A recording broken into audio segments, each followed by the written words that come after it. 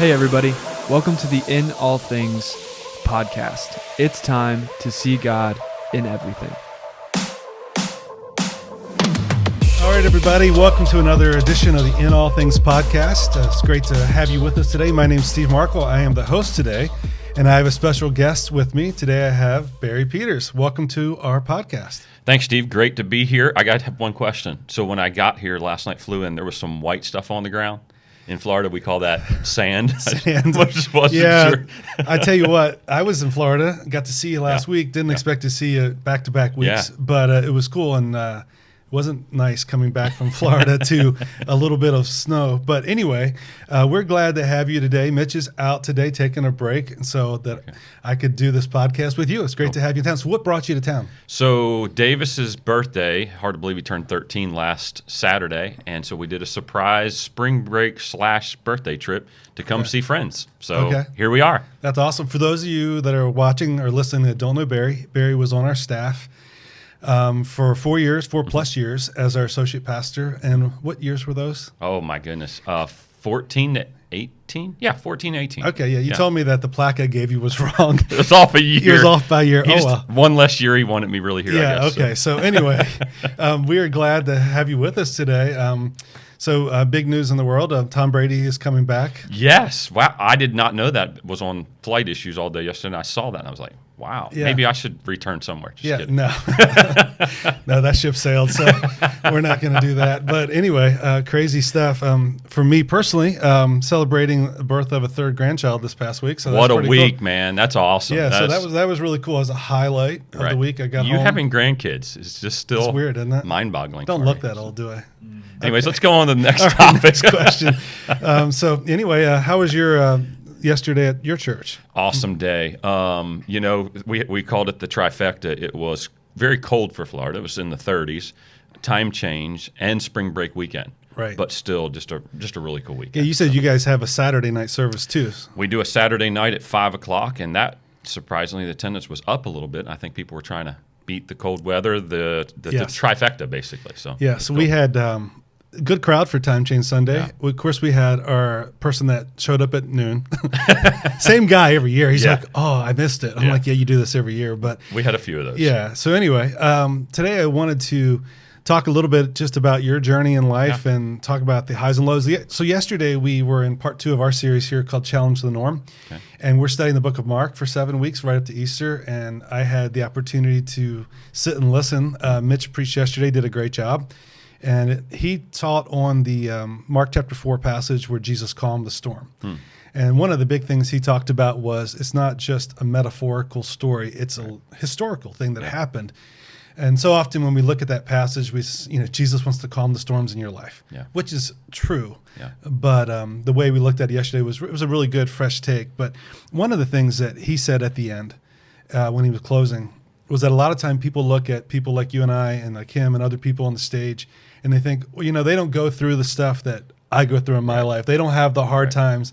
And he shared that in his own personal life, in his family, somebody passed away, and in his wife's family, which is my family as well, somebody passed away. And last week, in the highs of having another grandchild, also lost a dear friend, and my son's father-in-law passed away from cancer at age 65, just a wonderful Christian man. So, and I was thinking about how that is something that can easily transition to what we're going to talk about today, just your journey. And you've had a lot of ups and downs in life. Sure. And, and it's been awesome to be your friend and go through some of those things with you. It's not awesome to go through hard times with others, but when you have the right people around you, it is. It is. Like I've thought about it. And we're going to talk about some of that. Just hit on some of the tragedy you've gone through with losing, Laura and the sudden loss. And I've, having such a close friend going through that. I've had a close friend lose a child, going through when Christy and Terry lost Brock, and other people in my life. It's my daughter's one of her best friends, and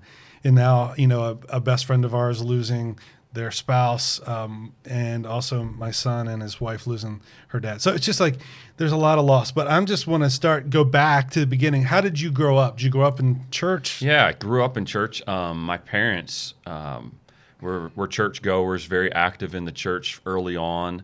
And so my parents actually went to the same church for, I believe, 33 years. So Right. we ate, slept, and drank church. It felt like, I mean, especially back then, how we were raised, me and you. Yes. It was Sunday morning, Sunday night, Wednesday night, Thursday night visitation, Saturday morning bus visitation, all that good it was stuff. so much. So yeah, church. Well, honestly, it was a huge part of our life. Yeah, we grew up in similar types of churches. Maybe we use the tag legalistic. Yeah, just a little bit. I mean, little bit. there was a lot of rules, and we followed them. You were in Delaware, right? Yeah, The state of Delaware. So you grew up that way, and then when did you feel the call to go into ministry? It's interesting you ask the question because this past, let me kind of rewind. Just 3 days ago, I had a telephone conversation with one of my closest friends in high school. Tom and I were both called to ministry on April the 26th, 1988.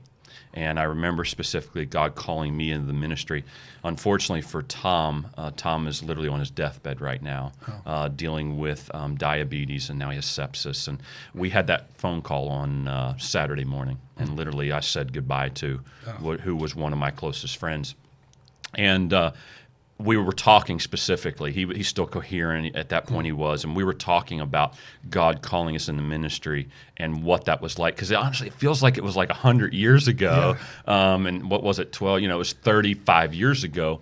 But I still remember that call specifically as a teenager. God calling me into full-time ministry, and I had no idea what it looked like because at that point I was only 15 years old. That's what I was thinking. So okay. yeah. So you just knew you were supposed to give your life to ministry, but growing up in the church, my parents' closest friends were the pastor and his wife, so we spent a lot of time together. Right. But no, I just really felt like I had a passion for it even at that young age, and I was active in church, active in the student ministry, and was just like, man, I could see myself doing this for life. And that's kind of how it all started. Yeah. So then you graduated from high school and went to college in Florida, right? Yeah. I decided I was tired of cold weather in Delaware, and went to Trinity Baptist College in Jacksonville, Florida. Literally the only way I knew about it was that guy came and spoke at our church, and he was like, hey, this is my college. Okay, let me go. I mean, it was that, I wouldn't say that there was this long angst of visiting all the other colleges. I just went there, just knew that's that where what your God brother wanted. also Yeah, my brother ended up going there as well. So he was, 4 years older than 3 years? 3 years older than me. My age. Yeah. Old. Right. Okay, so your brother was already there? Yeah. And then I just packed up and moved 802 miles away. I remember it specifically. So off to Trinity. Okay. So. And then you graduated in 4 years? No, I knew you were going to go there. Most people graduate, 4 years, 6 years if they get a master's, maybe 8 years with a doctorate. So should we call you Dr. Peters? Well, you could, but I did. It took 8.5 years for me to get through college. I didn't graduate with a master's or doctorate. I graduated with a bachelor's, and I was magna cum lucky, and that was lucky to get out of college. It just took a while, and I did go part-time for about 6 of the years, and I worked. But they did give me a great round of applause when I went across the platform for finishing. So that's good, and that's good. So when you graduated, your first job in ministry?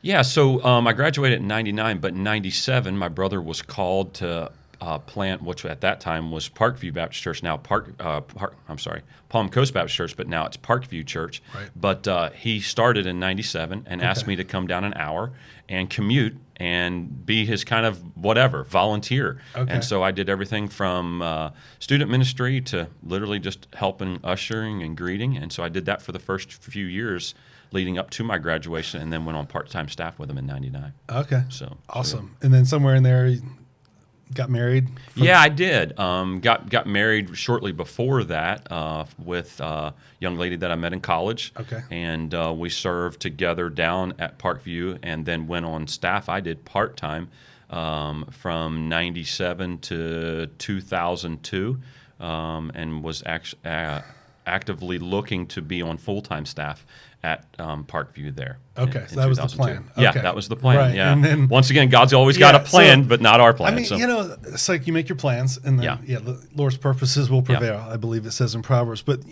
sometimes you don't understand why things happen, and they don't make sense. Right. And so you had everything kind of going along. Yeah. Even the school took a little longer. You got this job working with your brother. It's all lining up, and then all of a sudden, there's this bump in the road. Yeah, huge bump. Yeah, and it felt like a crater in the moment. But I was married, and then after 6 years, the young lady that I was married to decided that she didn't want to be married. And so my life literally went in a whirlwind that day, because literally that day of all days, it was my first full-time day in ministry. I remember you telling me. And so, yeah, life just took a curveball and a half.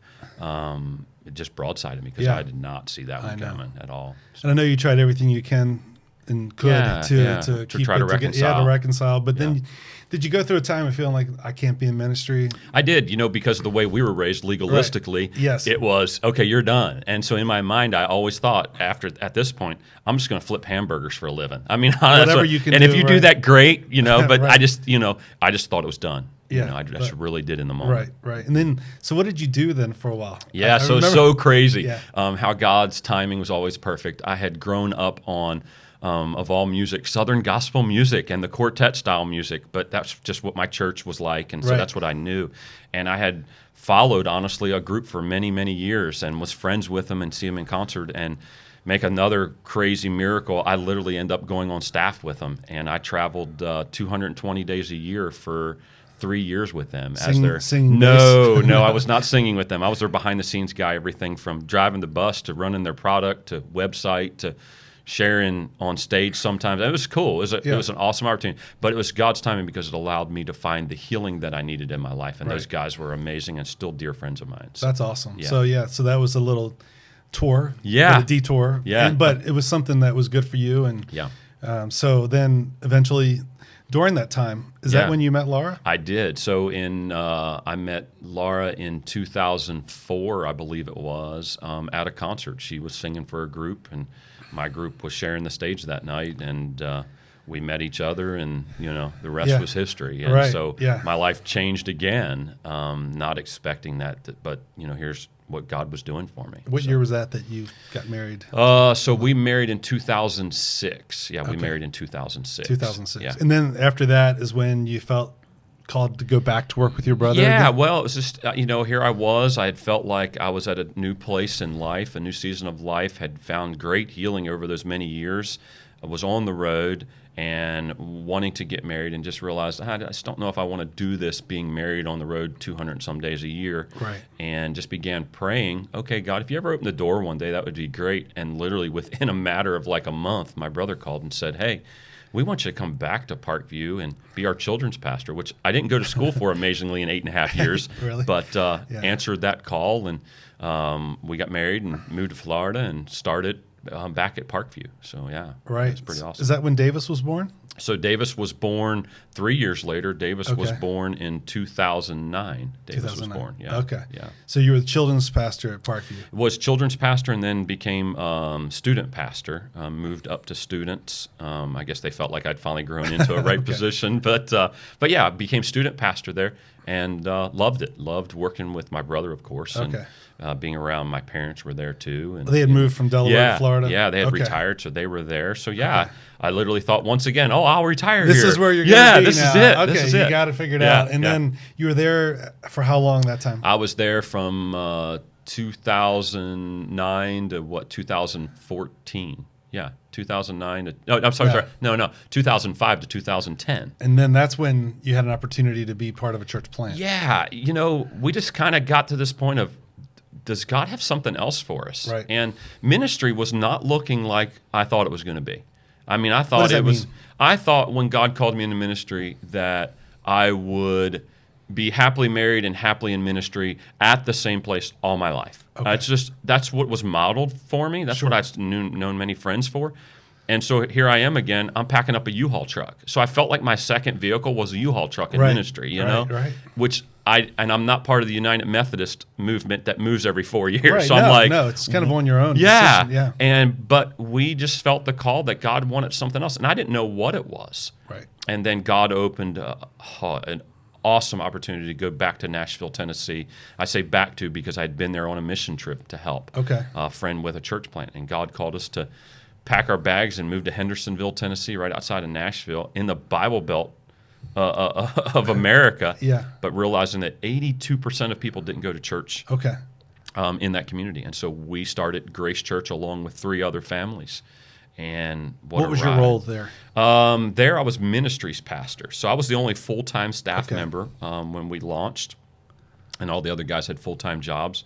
But what a learning experience, starting a church from scratch in a movie theater, which is funny for you and I, because as growing up, we weren't allowed to go to movie theaters because of our rules that we had to follow. That's true. And I launched a church in a movie theater, and so did my brother. So that's kind of a get back to my parents. No, I'm just kidding. That's funny, though. Yeah. And, I mean, that's been, and just a side note, the churches that are in movie theaters have struggled during COVID because they weren't allowed to. Big time. But yeah, so that was unique because you had that role there, but you kind of ran everything except there was a teaching pastor who was a well-known so I didn't have to worry about that. Teacher, author, and everybody kind of knew him, so he was kind of a draw. Yeah, absolutely. But that was an exciting time for you guys to move there. It was. Here we were, a young family, new in ministry in the church planting world, and working along with a couple guys that I didn't know that I became to love and grow alongside in ministry. So and that was about a 4-year stint? Yeah, that was another 4-year stint. So it was like these 4-year things. Yes. So we're coming up to ours. And so then we got to the point here at Sycamore where we were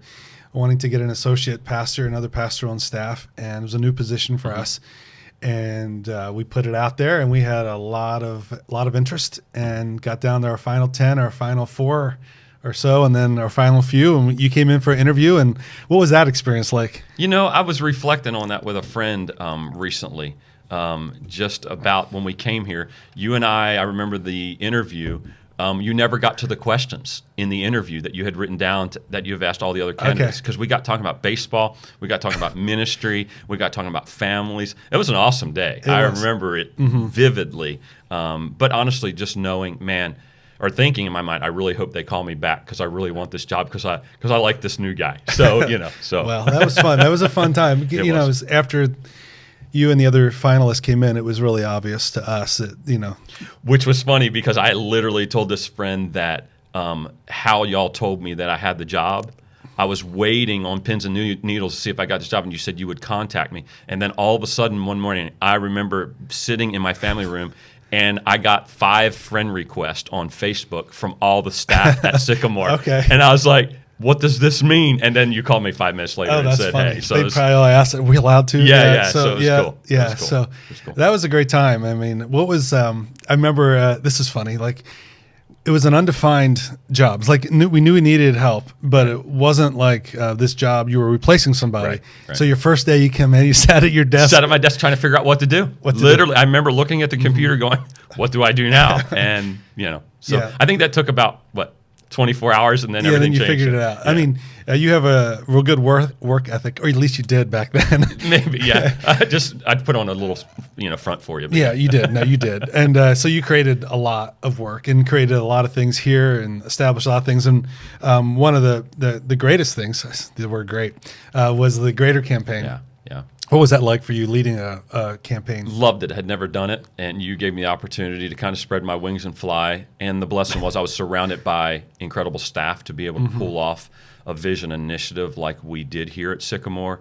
Just even pulling up today, I actually even snapped a photo on the way in because I was like, wow, this place just looks so different than my first time when I pulled up what it looked like. I think we called it the toaster or the cube. Right. I mean, it was just, it was very ugly. But yeah. now just to see it, but to be a part of it was amazing. I've always loved construction, and so to kind of have my hands in that, but more importantly though it was the opportunity to I knew it was going to reach this community. I mean, Pickerington's, exploding with growth, and it was perfect timing. And so it was a fun project. Yeah. It really was. I loved it. You did leave in the middle of it, but I did. But you got us close to the finish line. I got you close enough, and I knew Jared would be fine, and so, again, ministry. I thought I was going to be here till I retired because, not only did I love my job, I loved who I was doing ministry with. And so I thought, man, this is awesome. And then we're getting ready to build. And man, so I put all this work into it. So now it's time.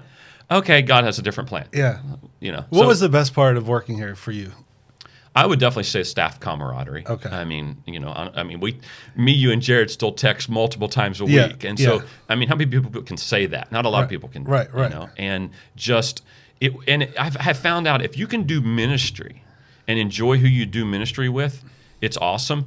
but not only enjoy it, but then have friendships to where, I mean, we ate out together, we did family activities together, birthday parties, Easter egg hunts. I mean, you know, so there was a lot of that with all of our families, which is, you know, man, when you have that, there's nothing better in the world. It is when you work with your friends. Absolutely. It's a great thing. I heard it said it this way, that if you pull in the parking lot and you have angst when you see a staff member's car, it's not a good thing. But if you get excited when you see their car, it's a really good thing. So I always enjoyed seeing your cars. Although you and Jared, I never knew which car you were going to be in. But anyways, we'll move on. Yeah, well, I'm not going to talk about that. But Jared with his truck now, he's due for a change. Like $4.50 gas is getting to him probably. Exactly. $90 a tank. Yeah, he needs electric. Yeah. Oh, well. So all of a sudden, I could tell something was going on with you.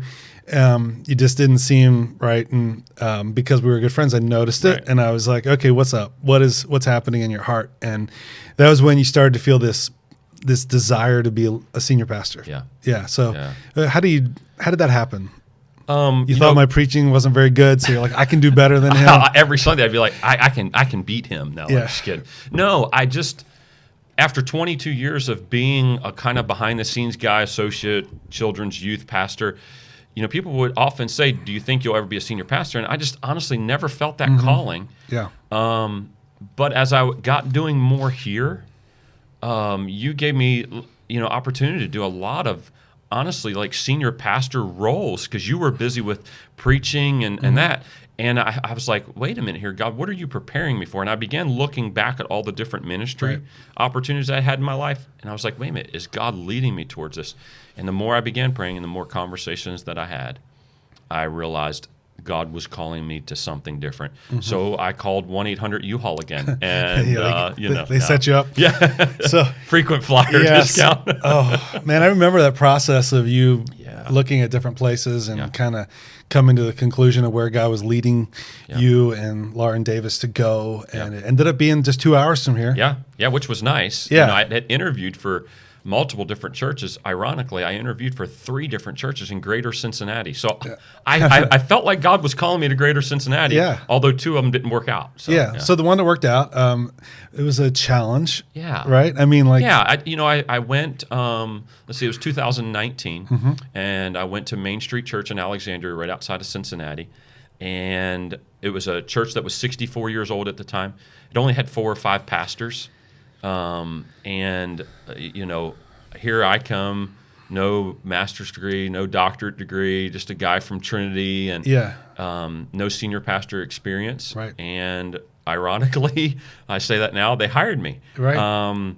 They just felt like I was a great fit for where they were wanting to go. They were wanting to move forward with a lot of different things in ministry, and they were like, "We think you can do this." And honestly, in that moment, I felt like I could do this. And so as hard as it was, we made the move, leaving here from Sycamore with all of our friends and, you know, small group and, you know, just a lot of acquaintances. Thankful it was only 2 hours away, so we'd still see everybody. But yeah, went to Main Street and became senior pastor at, you know, like at 45, 46 years old. It's like, wow, okay, and here we go. Yeah, was it, what was the biggest difference for you moving from a support role to being a lead pastor? Like the thing that was the biggest change for you?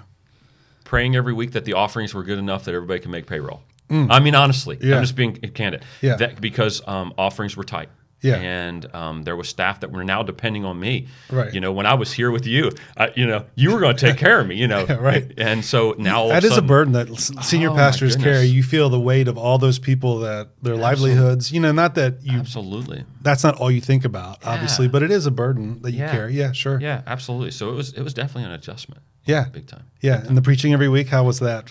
That was tough. Here, I think I spoke like 3 or 4 times a year, and to go to 52...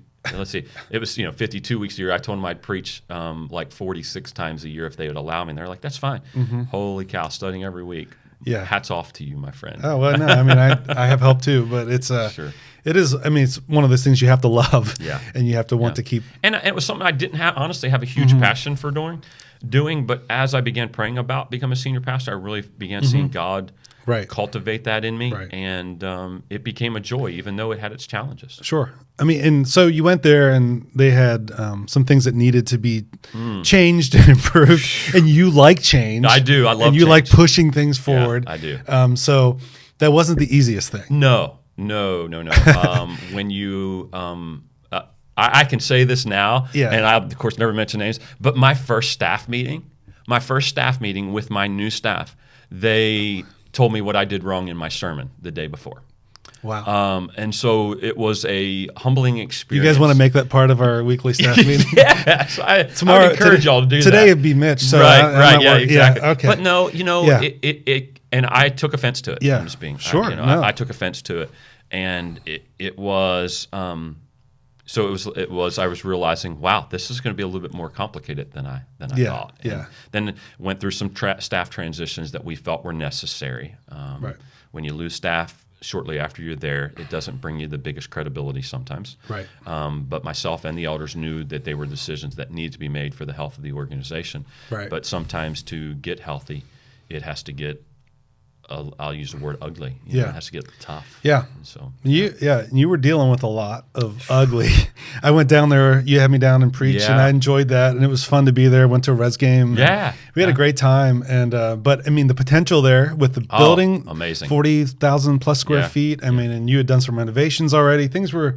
I mean, we're looking like they're going to turn the corner. Yeah, we felt like, man, okay, we got the right staff. I had hired some staff, and began building that dream team like we had here at Sycamore. Honestly, in my mind, that's what I was thinking. That's what you're thinking. I need to build something like that because I loved it. Yeah. And so we began building this dream team and seeing growth.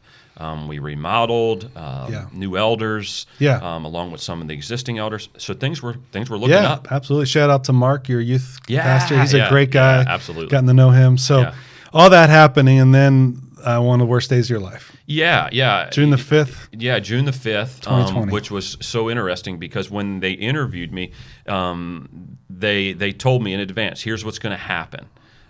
You're going to face a pandemic in about a year from now, and then you're going to face one of the worst days of your life. They didn't tell me either, but literally, we'd come out of the pandemic, which was a battle in itself at Main Street because we didn't know what to do. We didn't have technology. So we're like a year into it at this point. We didn't have the technology to do live stream or anything, and so we scrambled for many months as we were out, and then we were excited because it looked like the state was going to open up, kind of enough for us to begin meeting back. We'd been out for 3 months or something like that, and so we decided to make space. To be socially distanced, we decided to also add a Thursday night service to our Sunday morning calendar. So we did 2 Sunday mornings, but let's add a Thursday night so we can spread out.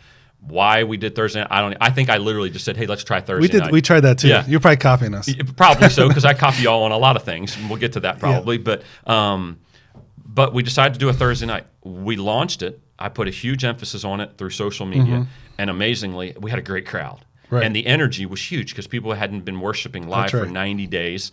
They came out, and it was an awesome service. Awesome service. And I left there. I went home, and I told Laura, I said, you just missed an amazing service. She had online schooling for a master's degree, so she wasn't able to be there. I was like, wait till Sunday. It's going to be an absolutely amazing experience that was on that Thursday night. Had conversations that Thursday night about it. I was stoked about it on Friday morning. I couldn't wait till Sunday. And then everything changed in a matter of hours on that day. Yeah. That Friday night, I remember my phone ringing. It was around 10:45 p.m. And it was Sherry and I were watching a show on TV, and I said, Barry's calling me. This is weird. I guess I should answer it.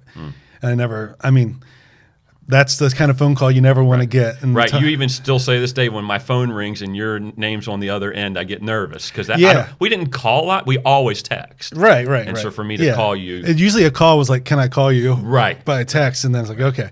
Not that we couldn't, but it was just kind of like. And I know sometimes there's other people in my life, if they're calling, it makes me nervous. And that was the worst. And to hear your voice on the other end and.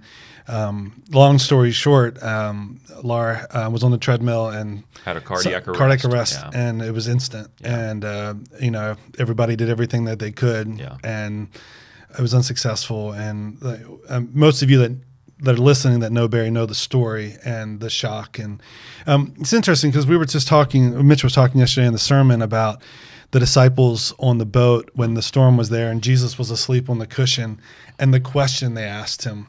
And he made, I think, a great point saying what was wrong was not that they were afraid. What was wrong was the question. And their question was, don't you care? And instead of don't you care, the thing we should say is, Lord, help me. And in that moment, in the days following and all that you went through, did you go through times where you felt like, God, don't you care? Or how did you feel? I would honestly say and humbly say, briefly I did. Okay. Because life had handed me so many ups and downs. Right. I was used to, it sounds weird to say it, but I was used to God just going to carry me through. I am a rose-colored kind of glass kind of guy. I'm thinking positive all the time. And even when matters of life hit you, it's like, okay, God's going to get me through it. He hasn't failed me. And honestly, he hadn't. His track record proved very strong for me over my life. But just knowing, okay, God, why is this happening?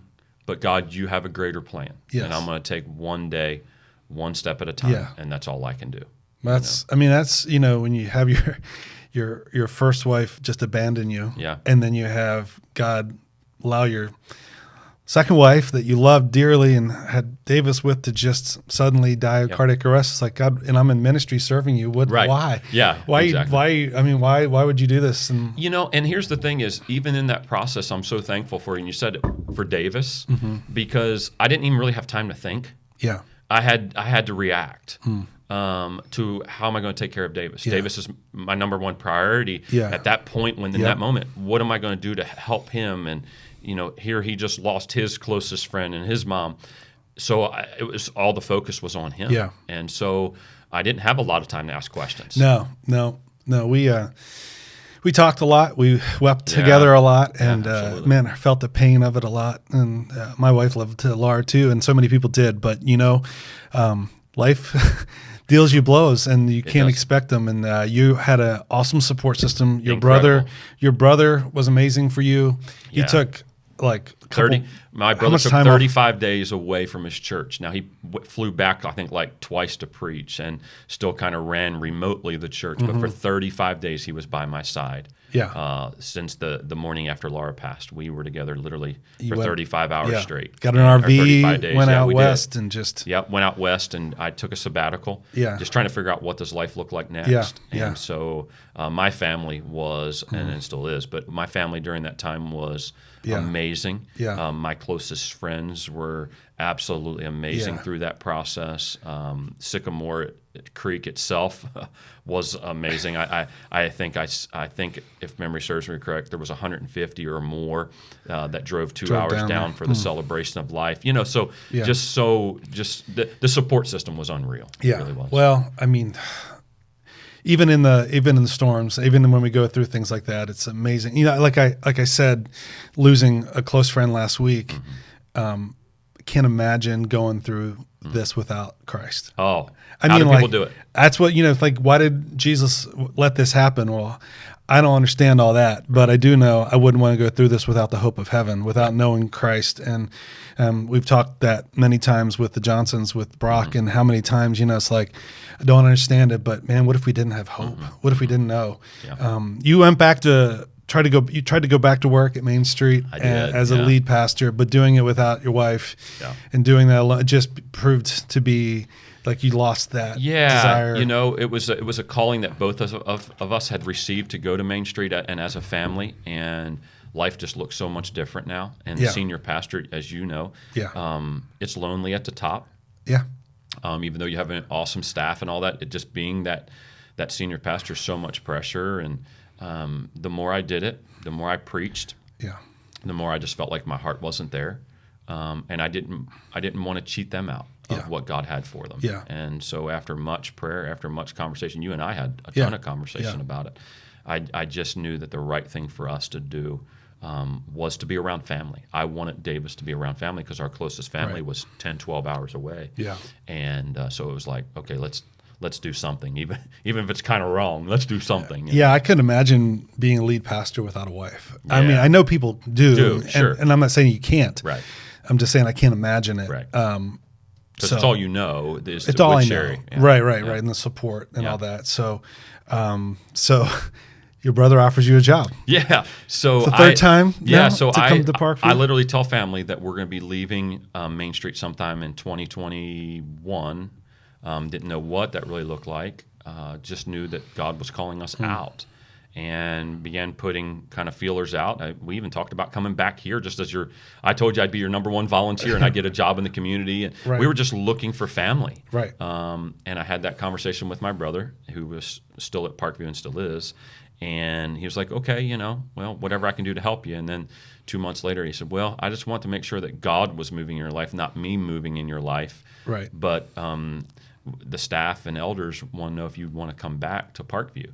And so I was like, what? It was just, but God's timing again. Right. And so we loaded up that U-Haul again and moved back to Florida, and I'm back on Parkview, which how many people can say they've returned 3 times to the same church? To the same church. So what's your position now? Yeah, so I'm connections pastor. I oversee all things greeters, ushers, a huge volunteer staff, and then our volunteer team on the weekends. And then I oversee the Vision Initiative that we just launched and building construction that's forthcoming in the next probably 60 to 90 days. Yeah. Wow. So all that experience here with the campaign and building. With the campaign and all that, I just took it and mirrored it, literally, awesome. even called it the Greater Campaign. The Greater Campaign. Hey. And so I called Jared and said, I need all your graphics. And so, Sycamore, honestly, a huge part in that, which is so cool how. Well, I love how churches share. I mean, like there are some that sell things, and I'm not against that, but there's so much sharing that goes on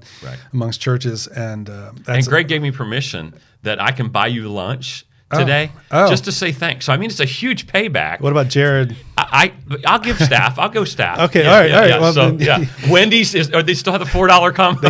They do. It's probably $5 now with with gas prices. Yeah. I mean, I don't know. Oh, that sounds good. So that's awesome. I'm so glad. And I actually was able to visit Parkview once and experience a service there. Greg was the church planner, right? Started the church and. We celebrate 25 years. 25 years, and it's running over 1,000. Over 1,000. Yeah, that's awesome, and it's such a great place for you. So, don't want to end without the story of God's grace continuing your life. So when I was there, so last week I was there for a LCN. It's on my cup here, but LCN is a part of pastor's group I'm a part of, and we have an annual retreat for the leaders of LCN in Orlando. And so I was an hour and plus away from you, so I'm going to drive up and see your home and meet another person that's now in your life. So we sat down that night and just you went through the story of how that happened. Right. So what's the version that you want to share? So a real short version for time's sake is I had known Nancy for 17 years. She's been at Parkview, her and her family. I was actually when I was youth pastor 2008, 2009, 2010. I was her son's youth pastor, so I knew their family very well, and had no idea what life had really handed them as a family. But I come back to Parkview, and my second week at Parkview, last Easter, I walked in the lobby, and there was Nancy, and we kind of just had that moment of like, oh, and here she was single, and here I was single, and the rest is history, as they say. So before that, what was your thought process going forward? After losing Laura, I mean, the last thing I ever thought was another relationship. I mean, it was all about Davis and, just kind of family and job and career and just trying to put everything into place. And so, while I was at Main Street, oh my goodness, I mean, that was the last thing I would have ever thought of. Right. But it was amazing when Davis and I said, when we got in that U-Haul truck that day, I'll never forget, I said, here's to a new start, buddy. And wow, did God just really begin writing a whole nother chapter, a whole nother novel, really, of this is where I'm going to take you. And God's brought Nancy in our life, and I say our life because Davis is a part of all of this. And for how God has done that is a miracle. For my son to love Nancy in the way he does, you saw that last week. I mean, it's awesome. And so we began dating, And then we realized, months down the road, wow, we're falling in love here. And it's like, wait a minute, what is going on here? You never thought that was possible. I like, really again, didn't. I really didn't. And she didn't either. She'd been single for about 5 or 6 years, Right. And so it was like. And her boys are. Yeah. She So she has has 2 sons, 20 and 25. Great boys. Both are. One's in the military. The other one is got a career, and they're just doing great, And so family was going well. Nancy's career is going well, and then all of a sudden here we come, and Right. And so we start dating seriously, and then we realize, we want to get married, Right. And which is awesome. And this is so weird to say, but I'm getting married in 20 days. 20 days. Yeah, That's 20 awesome. days. And so we saw each other for that, what we call the holy moment, was on 4/3/2/1 of all days. Okay. And so we're getting married on 4/3/2/2. Okay. And because it was April kind of a joke. She said she would always, if she ever dated somebody again, she'd make sure she was at least dating them a year. And Okay. so literally a year to the day. A year to the day. And Wow. So yeah. pretty cool. That's awesome. Didn't you tell me too that she actually watched Davis in the nursery? Yeah. When you got so way when back? so when Davis was born, here we're at Parkview, and she was the check-in person running check-in. Back then, Yeah. it was always boggling the lineup, where Yeah. get the what they call the circle of death, and the sticker wouldn't print Oh, the out sticker. from all Oh, that. yeah. Well, she was so patient. She has the patience of Job, and so she would literally stand there and hold Davis, and so it was so cool to know that so Yes. many years ago, here Nancy was a part of Davis's life. Yeah. And I mean, honestly, we never in a gazillion years saw this coming. Yeah. And so well, you just said a key thing. She has the patience of Job. And yes, as everybody that knows Barry knows, that's a really good thing. that's a good thing to Yes. counteract me. Yes. So yeah. Oh, no, I don't. Man, I'm so happy for you. Thank you. Sincerely, it's like I thought, after everything happened, the tragedy with Laura, I thought, boy, it's going to be tough for Barry to be alone. He's a people person, and having somebody, and I thought about Davis too. Yeah. It's just like, you're a great dad, but having a mother figure in his life is so important, especially in those teenage years. Oh yeah, I mean now he just turned 13 on Saturday, and so now to have somebody in his life as well as my life, it's amazing. And now he doesn't want to ride with me anymore. When we go to a restaurant, he rides with her in her car. When we meet, he sits next to her at the restaurant. I noticed that. All of a sudden, it's like, okay, Dad, thanks, appreciate it. Just give me some money. He had a lot of you for a little while there. Exactly. So exactly. That's awesome. It's so great. But the whole thing, God's grace is just, through the journey of life, whatever God has for us. So we always kind of bring this podcast to a landing point at the end, and Sorry, could you say that again? Wow. What I'll say again, if you didn't hear Siri, Siri heard me. Well, we That's awesome. we base this whole podcast on is Romans 8:28, where God works in all things for the good of those who love Him. Any final thoughts you would have on that whole idea of how God works in all things? Yeah. I remember wanting to write, and I'm not a writer at all. You know that. I'm not much of a reader either. But I remember writing in my journal many years ago, God can take any tragedy and turn it into a triumph.